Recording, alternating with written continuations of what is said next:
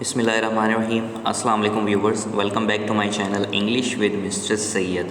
हमने previous video में past indefinite tense को डिस्कस किया था कि पास्ट इंडेफिनिट टेंस होता क्या है, उसकी उर्दू अलामत क्या होती है और हम उसकी फॉर्मेशन कैसे करते हैं।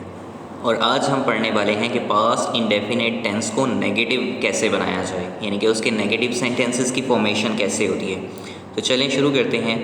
अब देखें, पास्ट इंडेफिनिट टेंस चाहे असर्टिव सेंटेंस हो, चाहे नेगेटिव सेंटेंस हो, इंट्रोगेटिव हो या इंट्रोगेटिव प्रोनाउन वाले क्वेश्चन हो, ठीक है, किसी भी किस्म के जो पास्ट इंडेफिनिट टेंस होगा ना, वो हमेशा एक ही उर्दू अलामत के साथ होगा। ठीक है, जैसे हमने प्रीवियस वीडियो में जब पास्ट इंडेफिनिट टेंस को डिस्कस किया था तो उसमें हमने दो अलामात इसकी डिस्कस की थी। एक तो ये कि उर्दू फ़िक्रा जो है वो एंड होगा ता था, ती थी, ते थे पर, या फिर उर्दू फ़िक्रा आपका एंड होने वाला है अलिफ छोटी है बड़ी है, हमज़ा छोटी है या हमज़ा बड़ी है पर। ठीक है, ये दो अलामात इसकी होती हैं। अब जैसे कि मिसाल के तौर पर, अब चूँकि आज हम नेगेटिव कर रहे हैं तो इसकी नेगेटिव में मिसालें देखते हैं कि किस किस्म का फ़िक्रा आ सकता है। अब देखें, इसमें लिखा हुआ है कि हम इस्लामाबाद नहीं जाते थे। देखिए एंड पे ते थे आ गए, और चूँकि नेगेटिव सेंटेंस है तो इसमें नहीं है। हम इस्लामाबाद नहीं गए। अब देखें, फ़िक्रा एक ही है, आप फॉर्मेशन एक ही तरीके से करेंगे, उर्दू अलामात इसकी डिफरेंट हैं, बट अगर ये दोनों इन दोनों में से किसी भी किस्म का फ़िक्रा आता है तो आप इसकी फॉर्मेशन एक ही करेंगे। इसी तरीके से दूसरी मिसाल है, मूसलाधार बारिश नहीं होती थी, या आप इसको इस तरीके से भी लिख सकते हैं, मूसलाधार बारिश नहीं हुई। दोनों में से किसी भी किस्म का फ़िक्रा आ जाए तो फॉर्मेशन एक ही होगी। ज़ईम नाश्ता नहीं करता था, या फिर इसको हम इस तरीके से लिख सकते हैं कि ज़ईम ने नाश्ता नहीं किया। अब देखते हैं कि इसकी फॉर्मेशन आप कैसे करते हैं। अगर आपके पास उर्दू सेंटेंस है नेगेटिव पास्ट इंडेफिनिट का, तो आप उसकी फॉर्मेशन कैसे करते हैं। आप देखें, सबसे पहले आप लगाएंगे सब्जेक्ट, यानी कि काम करने वाला। आप सेंटेंस पढ़ेंगे, उसमें देखेंगे कि सब्जेक्ट क्या है। हमने जो पास्ट इंडेफिनिट टेंस या प्रेजेंट इंडेफिनिट टेंस स्टार्ट किया था ना, तो उसमें हमने बाकायदा इसकी उर्दू भी लिखी थी कि सब्जेक्ट क्या होता है, वर्ब क्या होता है, ऑब्जेक्ट क्या होता है, और उसमें हमने ये डिटेल से लिखा था। जैसे अभी सब्जेक्ट है तो इसको उर्दू में फ़ाइल कहते हैं, और वो होता कौन है, फ़ाइल होता कौन है, उसको भी हमने लिखा था कि काम करने वाला होता है वगैरह वगैरह। तो अब सबसे पहले जब भी आप नेगेटिव सेंटेंस देखें पास्ट इंडेफिनिट टेंस का, तो आपने ये देखना है कि उसमें सब्जेक्ट क्या है। आप सबसे पहले सब्जेक्ट को पुट करेंगे, उसके बाद आप लगाएंगे डिड नॉट, सब्जेक्ट के बाद डिड नॉट, और फिर आप लगाएंगे वर्ब की first form and then end पे लगाएंगे ऑब्जेक्ट। अब इस फॉर्मेशन की थोड़ी सी आपको ट्रिक बताता हूँ। देखें, जब प्रेजेंट इंडेफिनिट टेंस हम कर रहे थे तो उसमें मैंने आपको डिटेल से बताया था कि जब भी हम प्लूरल सब्जेक्ट के साथ कोई फॉर्मेशन करते हैं तो हम वर्ब के साथ कोई ट्रीटमेंट नहीं करते, तो हम सिंपल डू लगाते हैं। जब हम सिंगुलर सब्जेक्ट के साथ कोई सेंटेंस कर रहे होते हैं तो हम वर्ब के साथ क्या ट्रीटमेंट करते हैं। अगर सब्जेक्ट सिंगुलर हो तो हम वर्ब के साथ एस या ई एस का इजाफा कर देते हैं, लेकिन जब उसका नेगेटिव बनाएंगे तो उसी एस या ई एस को हम उठा के किसके साथ लगा देते हैं, डू के साथ लगा देते हैं, और वो क्या बन जाता है, वो डज बन जाता है। और जब ऑलरेडी हम इजाफा कर देते हैं तो दोबारा वर्ब के साथ वो इजाफा करने की ज़रूरत नहीं होती, यानी कि डज नॉट और वर्ब की सिंपल फर्स्ट फॉर्म। अब ये देखें कि यहाँ पे हम जब इसके असर्टिव सेंटेंस बना रहे थे पास्ट इंडेफिनिट टेंस के, पास्ट इंडेफिनिट टेंस का जब हमने असर्टिव सेंटेंस बनाया था तो उस वक्त हमने सब्जेक्ट लगाया था, सब्जेक्ट के बाद हमने वर्ब लगाया था, और वर्ब की कौन सी फॉर्म लगाई थी, सेकंड फॉर्म लगाई थी।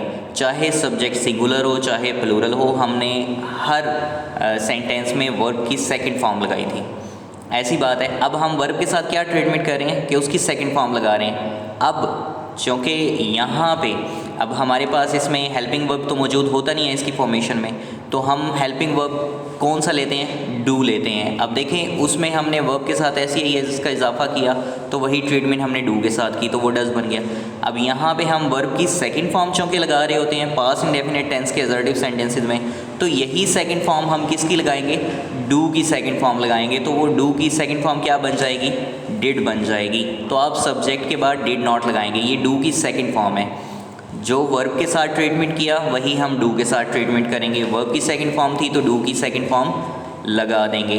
अब चूँकि डू की सेकंड फॉर्म ऑलरेडी लग चुकी है तो दोबारा वर्ब की सेकंड फॉर्म लगाने की ज़रूरत नहीं है। अब वर्ब की फर्स्ट फॉर्म लगाओगे, सब्जेक्ट के बाद डिड नॉट, डिड डू की सेकंड फॉर्म है, ऑलरेडी लग चुकी है तो दोबारा वर्ब की सेकंड फॉर्म नहीं लगाएंगे, आप वर्ब की फर्स्ट फॉर्म लगाएंगे एंड देन एंड पे क्या लगाएंगे, ऑब्जेक्ट लगाएंगे। यानी कि सबसे पहले, अब इसकी फॉर्मेशन क्या है, सबसे पहले आप सब्जेक्ट लगाएंगे, उसके बाद आप डिड नॉट लगाएंगे, डिड ऑलरेडी सेकंड फॉर्म है, उसके बाद आप वर्ब लगाएंगे और वर्ब की कौन सी फॉर्म लगाएंगे, फर्स्ट फॉर्म लगाएंगे और एट द एंड आप क्या लगाएंगे, ऑब्जेक्ट लगाएंगे। तो ये होती है इसकी फॉर्मेशन की ट्रिक। अब इसकी एग्जांपल देखते हैं कि अनवार हमें नहीं पढ़ाता था, अनवार डिड नॉट टीच अस।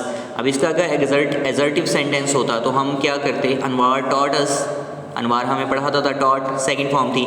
अब जो कि यहाँ पे हमने नेगेटिव बनाया है, डिड लग चुका है, डिड ऑलरेडी सेकंड फॉर्म है, तो आप वर्ब की कौन सी फॉर्म लगाएंगे, फर्स्ट फॉर्म लगाएंगे, यानी कि टीच लगाएंगे।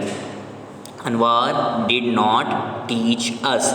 इसी तरीके से नेक्स्ट एग्जांपल देखें, वो इस्लामाबाद के लिए रवाना नहीं हुए, they did not leave for Islamabad. अगर आप इन एग्जांपल को कंपैरिजन करें प्रीवियस वीडियो से तो उसमें इन सब की सेकंड फॉर्म लगी हुई है वर्ब्स की, ठीक है, ये वही एग्जांपल्स हैं।